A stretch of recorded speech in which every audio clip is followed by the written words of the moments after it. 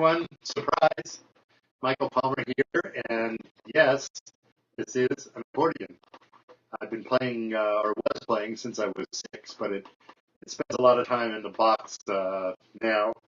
I did, however, take it out because next week I'm going to Thriller Fest in New York, and my son Daniel, who's a fabulous musician as well as being a big-time novelist, Daniel and I have been asked to do our 4th straight song parody about writing, and decided to play with him on the accordion. He plays guitar, so I thought maybe I'd try out a verse of the song for you guys before I talk about my, I think it's my 5th book,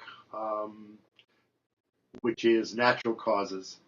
So this song is called Writer's Prison Blues. I think you can figure out who we're doing the parody of, and I'll do one verse, or I'll screw up and then do a retake. Let's see.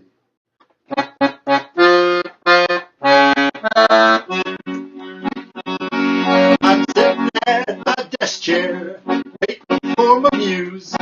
My protagonist is stumbling about, searching for some clues. I'm stuck in writer's prison, and my screen is blank.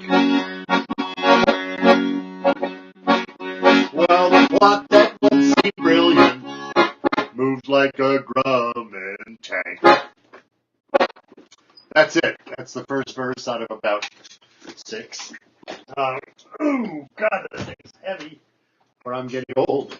Probably both. So let's talk for a little bit about Natural Causes. And anyone who's coming to Thriller Fest, I hope you'll come to the banquet Saturday night, and you'll get to hear the whole song, along with some other funny stuff and great stuff. This was an important book for me because it was really what I considered to be my breakthrough book. I wrote 3 paperback originals, which all made the Times list, but in decreasing numbers of weeks. And then Extreme Measures, which did not make the Times list originally, but then was made into a movie with Hugh Grant.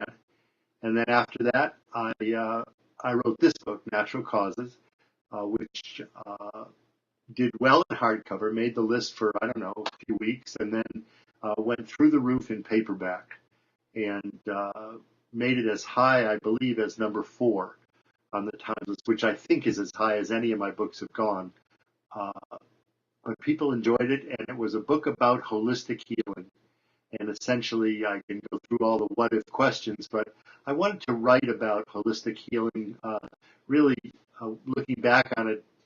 Really, from medical school, I wanted to do something about it because I'm very much impressed with the mind-body connection, and I don't know any more about holistic healing in a lot of ways than I do about allopathic medicine, which is what I practice. But I wanted people to know that there's something to be said for anything that makes people feel better, and there are mysteries around everything that doctors do, although many of them won't admit it.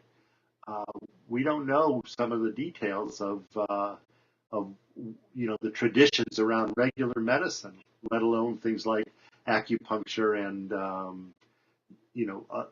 massage, therapeutic massage, and many of the other things that do chiropractic do appear to work and work very well for people. So one of my favorite quotes that I've ever written is in Natural Causes, and that quote was our heroine, Sarah, saying, our microscopes keep getting bigger and bigger, and the things that we can look at keep getting smaller and smaller, but we still don't know why you got a strep throat and I didn't. And that mystery, the mechanism of disease, is still haunting to me, because we do know a lot. We know a lot of treatments, we know a lot of stuff, but in terms of the actual mechanism of disease, some of the geneticists might argue about this, but I don't think we learned very much about, why did I get this? Why do I have this? And I decided to at least explore things around alternative healing, and that's what this book is about. The heroine of the book, Sarah Baldwin, was a healer, an acupuncturist, and an herbalist, and was the lover of her mentor, who did those things as well. And then when their relationship sours, she gets back at him by actually going to med school and becoming an obstetrician gynecologist. And the story is about her being that, and then her patients begin going into labor and dying horribly. And there appears to be a connection between what she's doing with her herbal medicine and their death. So that's the book. People who haven't read it, go out and get it. It's still available. It's in, as are all my books, it's in its like 34th printing.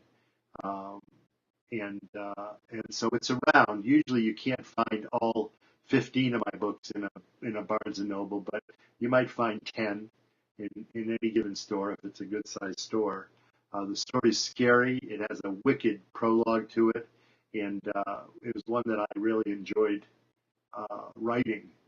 And it was very much fun to be getting the calls about the sales of the book and to realize that my career at that point, which I thought was maybe on the downslide because I refused to stop working as a doctor, that my career appeared to be suddenly on the ascendancy again. And in truth, it's pretty much been going up since that time. So it's great to talk to all of you again. It was fun to play the squeeze box and to do it without humiliation. Uh, so I'll see you again next time. Thanks very much, and I appreciate your being here.